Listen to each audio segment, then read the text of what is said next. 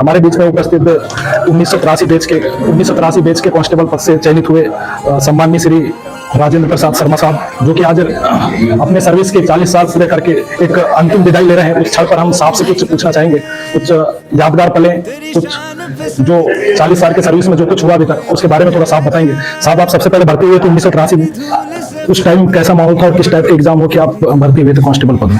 उस समय ग्राउंड की भर्ती होती थी जी, और दौड़ होती थी, ऑप्टिकल्स होते थे, दीवाल्स होती थी, पेपर होते थे, बस ये सब कुछ प्रक्रियाएं चलती थी। जी, तो सर के द्वारा बताया गया कि 1983 में जब भर्ती हुए थे तो ऑन फिजिकल ग्राउंड के जरिए हुए थे। उस टाइम पे पेपर नहीं हुआ करते थे, फिजिकल के बेस पर सिलेक्शन हुए के जो 1983 में सिलेक्शन होकर उन्होंने मध्य प्रदेश पुलिस में चयनित हुए थे। साहब, ये जो 40 साल का सफर रहा, किस प्रकार का सफर आप किस प्रकार से देखते हैं? क्योंकि सर अभी 1983 से जब आप रिक्रूट थे उस टाइम से अभी तक का जो सफर जो चला है 40 साल का, इसमें क्या बदलाव देखे आप?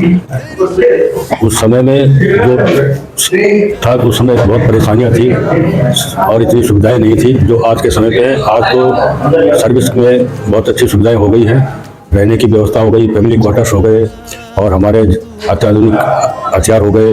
इस तरह से काफ़ी सुविधाएं मतलब हमारे ऐसे को मिली हुई है और रहने की अच्छी व्यवस्था हो गई है। पहले रहने की कोई व्यवस्था नहीं होती थी, बैरिकेड भी बहुत कम होती थी, नीचे हम लोगों को सोना पड़ता था और हाफ पैंट में ड्यूटी करनी पड़ती थी। आज बहुत सारे परिवर्तन हुए हैं जो कि मध्य प्रदेश शासन हर संभव प्रयासरत है और आगे इसको बढ़ा रही है। यही मेरी जो है अनुभव है। जी, उस समय साहब जब आप 1983 में जब ट्रेनिंग हुआ करती थी उस टाइम कितने महीने की ट्रेनिंग होती थी? उस समय लगभग 9 महीने की ट्रेनिंग हुआ करती थी।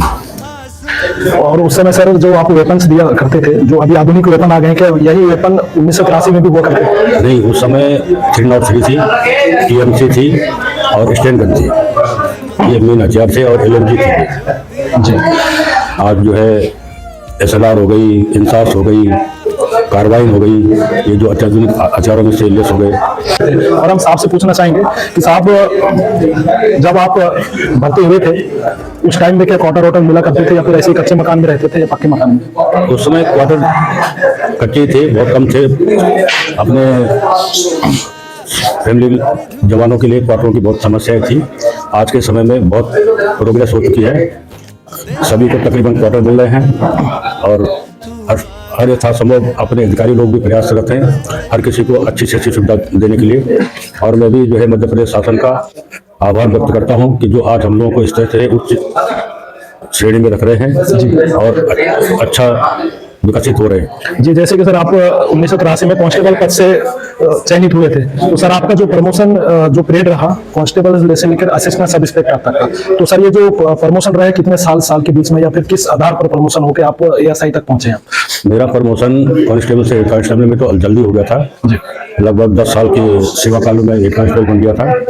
91 में मैंने हेड कांस्टेबल कैडर कोर्स कर लिया था, 93 में प्रमोशन हुआ और उसके बाद का मेरा लंबा सफर रहा हेड कांस्टेबल पद पर।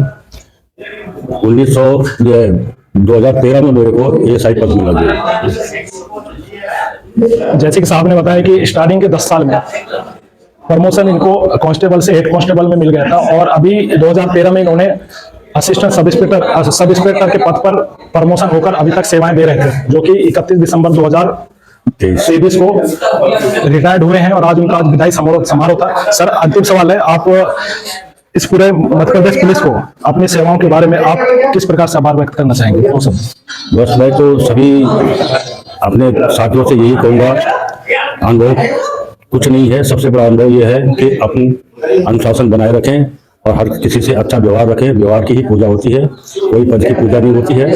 अपना व्यवहार ही साथ जाएगा और पूरे ऐसे परिवार का मैं आभार व्यक्त करता हूँ और सबसे यही उम्मीद करता हूँ कि सब मेरे साथ मेरे को आशीर्वाद बनाए रखें, जब तक भी रहे स्वस्थ रहे और मेरा परिवार ऐसे का परिवार स्वस्थ और मस्त रहेगी। तो बहुत बहुत धन्यवाद सर आपका। हमारे साथ थे 1983 बैच के कांस्टेबल पद से चयनित हुए मध्य प्रदेश पुलिस विभाग में, जो कि अभी 2023 में रिटायर्ड होकर असिस्टेंट सब इंस्पेक्टर के पद से रिटायर्ड होकर आज विदाई समारोह ले रहे थे। उनके उपलक्ष्य पर आज हम साहब से कुछ बातें, उनका अनुभव जाना, जो कि बहुत शानदार रहा, जो 40 साल का सफर रहा हो। तो बहुत बहुत धन्यवाद सर आपका। धन्यवाद सर।